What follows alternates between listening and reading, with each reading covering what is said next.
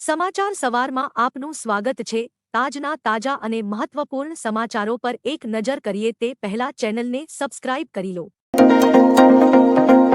ગુજરાતમાં ભારે વરસાદથી જમીન અને પાકને નુકસાન, રાજ્યના તમામ જિલ્લાઓમાં નુકસાનીનો સર્વે શરૂ। ભારે વરસાદને લઈને જમીન અને પાકની નુકસાની મામલે રાજ્યના તમામ જિલ્લામાં નુકસાની સર્વેની કામગીરી શરૂ કરવામાં આવી છે। ઇનપુટ લોસ અને પ્રોડક્શન લોસના સર્વે થશે। ઇનપુટ લોસમાં ખાતર, બિયારણ અને મજૂરીનો સર્વે થશે। સર્વેની કામગીરી પૂર્ણ થયા બાદ રાહત પેકેજ જાહેર કરવામાં આવશે। પ્રોડક્શન લોસમાં સંપૂર્ણ પાક નિષ્ફળનો સર્વે થશે। પ્રોડક્શન લોસ એટલે બીજી વાર વાવણી ન થાય અને વર્ષ નિષ્ફળ થાય તે સર્વે કરવામાં આવશે। સર્વે પૂર્ણ થયા બાદ નુકસાનીના અંદાજના આધારે રાહત પેકેજ જાહેર કરવામાં આવશે। મહેસાણા અને બનાસકાંઠા જિલ્લામાં સાર્વત્રિક વરસાદ। હવામાન વિભાગની આગાહી મુજબ છેલ્લા કેટલાક દિવસથી સતત ભારે વરસાદ વરસી રહ્યો છે, જે અંતર્ગત ગઈકાલે મહેસાણા અને બનાસકાંઠા જિલ્લામાં સાર્વત્રિક વરસાદ પડ્યો હતો। મહેસાણા જિલ્લાના વિજાપુરમાં સૌથી વધુ 4 ઇંચ જેટલો વરસાદ ખાબક્યો હતો। આ સિવાય મહેસાણામાં 3.5 અને જોટાણામાં 2.5 ઇંચ તથા ખેરાળુ, વિસનગર, સતલાસણા, ઊંઝા, વડનગર અને કડી તાલુકામાં 1 ઇંચ કરતા ઓછો વરસાદ થયો હતો। બનાસકાંઠા જિલ્લા ડીસામાં 3 ઇંચ, દાંતીવાડા અને પાલનપુરમાં 2.5 ઇંચ, થરાદમાં 2 ઇંચ, લાખાણીમાં 1 ઇંચ તથા વડગામ, વાવ, કાંકરેજ, ધાનેરા, દાંતા અને દિયોદર તાલુકામાં 1 ઇંચ કરતા ઓછો વરસાદ પડ્યો હતો। તો હજુ આગામી 5 દિવસ ભારે વરસાદની આગાહી છે।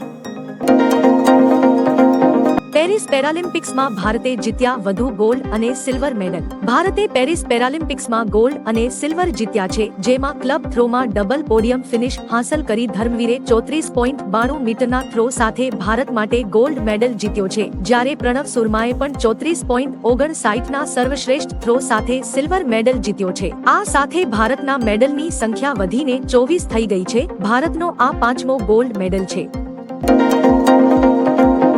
આજથી તરણેત્રના મેળાનો પ્રારંભ। ગુજરાતના વિશ્વ પ્રસિદ્ધ તરણેત્રના મેળાનું કાઉન્ટ ડાઉન શરૂ થઈ ગયું છે। થાનના તરણેત્રમાં આજથી ભાતીગળ મેળાનો પ્રારંભ થવા જઈ રહ્યો છે, જેને લઈને પોલીસ દ્વારા સુરક્ષા અને ટ્રાફિક મેનેજમેન્ટની સઘન વ્યવસ્થા કરવામાં આવી છે। આજથી એટલે કે 6 સપ્ટેમ્બરથી 9 સપ્ટેમ્બર સુધી આ મેળો યોજાશે। ઉલ્લેખનીય છે કે તરણેત્રના મેળાનું ગુજરાતની સાંસ્કૃતિક મહત્વ ઘણું વધારે છે। મહત્વનું છે કે આ વખતે વરસાદને કારણે ઘણા મેળા બંધ રહ્યા હતા।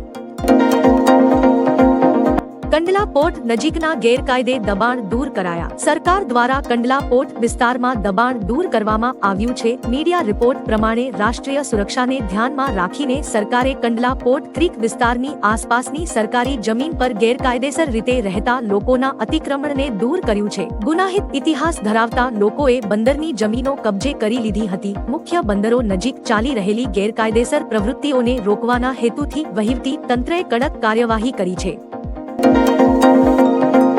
આજે આ જિલ્લાઓમાં ભારે વરસાદની શક્યતા। ગઈકાલે ઉત્તર ગુજરાતમાં ધોધમાર વરસાદ પડ્યો હતો, ત્યારે હવામાન વિભાગ દ્વારા આગામી 5 દિવસ માટેની વરસાદ અંગેની આગાહી કરવામાં આવી છે, જે અનુસાર આજે 6 સપ્ટેમ્બરના રોજ બનાસકાંઠા, સાબરકાંઠા અને અરવલ્લી તથા ભાવનગર, ભરૂચ અને વડોદરામાં ભારે વરસાદની શક્યતા છે, જ્યારે કચ્છ, મોરબી અને જામનગર, દેવભૂમિ દ્વારકા, પોરબંદર અને રાજકોટ, જૂનાગઢ, ગીર સોમનાથ અને અમરેલી, બોટાદ, સુરેન્દ્રનગર અને મહેસાણા, પાટણ, ગાંધીનગર અને અમદાવાદ, આણંદ, ખેડા અને મહીસાગર, પંચમહાલ, દાહોદ અને છોટા ઉદેપુર, નર્મદા, સુરત અને તાપી તથા નવસારી, ડાંગ અને વલસાડમાં હળવોથી મધ્યમ વરસાદ થઈ શકે છે।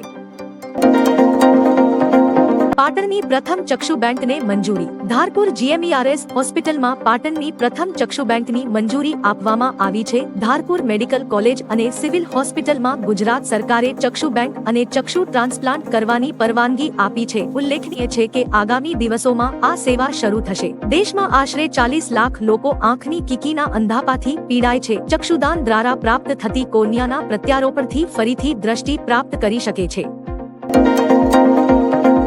ધોરણ 9 અને 11ની પરીક્ષાની પદ્ધતિમાં મોટો ફેરફાર। રાજ્યમાં ધોરણ 9 અને 11ની પરીક્ષા પદ્ધતિમાં મોટા ફેરફાર કરવામાં આવ્યો છે। હવે વર્ણનાત્મક પ્રશ્નમાં આંતરિક વિકલ્પ આપવાની જગ્યાએ પ્રશ્નના જનરલ વિકલ્પ આપવામાં આવશે તેવો નિર્ણય લેવામાં આવ્યો છે। આ ઉપરાંત હેતુલક્ષી પ્રશ્નનો ગુણભાર પણ વધારીને 20%ની જગ્યાએ 30% કરી દેવામાં આવ્યો છે। વર્ણનાત્મક પ્રશ્નોનો ગુણભાર 80%ની જગ્યાએ 70% કરવામાં આવ્યો છે। સરકારી કર્મચારીઓનો પગાર રોકાશે। જો તમે સરકારી કર્મચારી છો તો આ સમાચાર ખૂબ મહત્વના છે। રાજ્ય સરકારે નિર્ણય લીધો છે કે તમામ કર્મચારીઓ અને અધિકારીઓને કર્મયોગી એપ્લિકેશન રજીસ્ટ્રેશન ફરજિયાત કરવાનું રહેશે। ખાતાના વડાએ મહિનાના અંતમાં પગાર બિલ સાથે પોતાના ખાતામાં તમામ કર્મચારીઓનું કર્મયોગી એપ્લિકેશનમાં રજીસ્ટ્રેશન થઈ ચૂક્યું હોવાનું પ્રમાણપત્ર રજૂ કરવું પડશે। જો આમ નહીં થાય તો ખાતાના વડાનો પગાર રોકાશે। ધાતર વડી 2 ડેમ ઓવરફ્લો થયો। ગુજરાતમાં વરસાદની આગાહી વચ્ચે સાબરકાંઠામાં વરસાદ પડી રહ્યો છે, જેમાં ખેડબ્રહ્મા, પ્રાંતિજ અને પોશીના પંથકમાં 2 ઇંચ કરતા વધારે વરસાદ નોંધાયો છે। તલોદ, વિજયનગર, વડાલી અને ખેડબ્રહ્મામાં વરસાદી માહોલ જોવા મળી રહ્યો છે। અહીં ભારે વરસાદની આગાહી છે, તેથી તંત્ર એલર્ટ છે। બીજી તરફ અમરેલીના રાજુલાનો જીવાદોરી સમાન ધાતર વડી 2 ડેમ ઓવરફ્લો થયો છે, તે 100% ભરાતા નીચાણવાળા વિસ્તારોના ગામોને એલર્ટ કરાયા છે। ગાંધીનગરથી ગિફ્ટ સિટી ટુ મોટેરા મેટ્રોનું પીએમના હસ્તે લોકાર્પણ। દેશના વડાપ્રધાન નરેન્દ્ર મોદીના હસ્તે 16મી સપ્ટેમ્બરે મેટ્રો રેલ પ્રોજેક્ટના બીજા તબક્કામાં ગાંધીનગર સેક્ટર 1 થી ગિફ્ટ સિટી મોટેરા રૂટનું લોકાર્પણ કરવામાં આવશે। પીએમ 15 થી 17 સપ્ટેમ્બર ગુજરાતના પ્રવાસે છે। આ દરમિયાન તેઓ વડોદરામાં પૂર સહિત રાજ્યમાં ભારે નુકસાનથી થયેલી તારાજી અને સાંપ્રત સ્થિતિ અંગે રાજકીય વહીવટી પાંખ સાથે સમીક્ષા બેઠક કરશે। સિંધુદુર્ગમાં શિવાજીની પ્રતિમા બનાવનાર કોન્ટ્રાક્ટરની ધરપકડ। સિંધુદુર્ગમાં શિવાજી મહારાજની પ્રતિમા પડી જવાના સંબંધમાં હવે પ્રતિમા બનાવનાર કોન્ટ્રાક્ટરની ધરપકડ કરવામાં આવી છે। ઉલ્લેખનીય છે કે 26 ઓગસ્ટના રોજ પ્રતિમા ધરાશાયી થતા માલવાન પોલીસે કોન્ટ્રાક્ટર સામે કેસ નોંધ્યો હતો। 10 દિવસ બાદ હવે તેની ધરપકડ કરી છે। શોધખોળ માટે પોલીસની 7 ટીમો બનાવવામાં આવી હતી, ત્યારબાદ આરોપી ઝડપાયો છે। તેના વિરુદ્ધ 1 દિવસ પહેલા એલઓસી જારી કરવામાં આવ્યો હતો। નેતાઓ સામે બેફામ ઉચ્ચારણો ઇશારા કરનારની ધરપકડ। પૂરની સ્થિતિની જાત માહિતી લેવા ગયેલા અનેક ભાજપના આગેવાનોને વિરોધનો સામનો કરવો પડ્યો હતો। વડોદરાના હરણી વિસ્તારમાં ભાજપના આગેવાનો વિરુદ્ધ જાહેરમાં ઉચ્ચારણો કરી મહિલા ધારાસભ્ય સામે અભદ્ર ઇશારા કરનાર વેપારી સામે ક્રાઇમ બ્રાન્ચે ગુનો નોંધી ધરપકડ કરી છે। પાણી લોકોના ઘરમાં ભરાઈ જતા લોકોએ પોતાનો આક્રોશ વ્યક્ત કર્યો હતો। તેણે કહ્યું હતું કે અહીં આવશો તો ટાંટિયા તોડી નાખીશ। શિક્ષક દિને ગુરુજનોનો ઋણ સ્વીકાર। શિક્ષક કલ્યાણ નિધિમાં મુખ્યમંત્રીએ ફાળો અર્પણ કર્યો। મુખ્યમંત્રી ભૂપેન્દ્ર પટેલે 5મી સપ્ટેમ્બર શિક્ષક દિને ગુરુવર્યોના સમાજ દાયિત્વનો ઋણ સ્વીકાર કરતા શિક્ષક કલ્યાણ નિધિમાં પોતાનો ફાળો અર્પણ કર્યો હતો। શિક્ષક કલ્યાણ નિધિમાં સ્વૈચ્છિક ફાળો લેવા માટે સવારે મુખ્યમંત્રીના નિવાસ સ્થાને ગાંધીનગરની સેન્ટ ઝેવિયર્સ સ્કૂલ અને સ્કૂલ ઓફ એચીવર્સના બાળકો પહોંચ્યા હતા। વ્યક્તિ અને સમાજ ઘડતરમાં શિક્ષકોના પ્રદાનનું ઋણ સ્વીકાર કરતા સૌ આ દિવસે શિક્ષક કલ્યાણ નિધિમાં ફાળા રૂપે સ્વૈચ્છિક યોગદાન આપે છે। પીએમ મોદીએ સિંગાપોરમાં સેમિકન્ડક્ટર કંપનીની મુલાકાત લીધી। સિંગાપોરમાં પીએમ મોદીએ ત્યાંના પીએમ લોરેન્સ વાંગ સાથે સેમિકન્ડક્ટર કંપની એમ હોલ્ડિંગ્સની મુલાકાત લીધી હતી। તેઓએ આ મહત્વપૂર્ણ ઉદ્યોગમાં સહકાર અંગે ચર્ચા કરી। પીએમ મોદીએ કહ્યું કે ભારત અને સિંગાપોર વચ્ચેની ભાગીદારીમાં સેમિકન્ડક્ટર અને ટેકનોલોજી સૌથી મહત્વપૂર્ણ છે। ભારત આ ક્ષેત્રમાં પોતાની હાજરી વધારી રહ્યું છે। આમાં અમે અમારા યુવાનોને વધુ તક આપવા માટે સાથે મળીને કામ કરીશું। શિમલામાં ગેરકાયદે મસ્જિદ નિર્માણ પર હોબાળો। શિમલામાં બનેલી ગેરકાયદે મસ્જિદ સંબંધિત વિવાદ વધી રહ્યો છે અને રાજ્યની સુખવિન્દર સિંહ સુખુ સરકારમાં મંત્રી અનિરુદ્ધ સિંહે ગેરકાયદે બાંધકામને તાત્કાલિક હટાવવાની માંગ કરી છે। શિમલાના ચૌરા મેદાનમાં હિન્દુ સંગઠનોના લોકો વિરોધ પ્રદર્શન કરી રહ્યા છે। એવું કહેવામાં આવી રહ્યું છે કે આ મસ્જિદ સંજોલીમાં બજારની બાજુમાં બનાવવામાં આવી છે અને તેના 2 માળ ગેરકાયદે છે।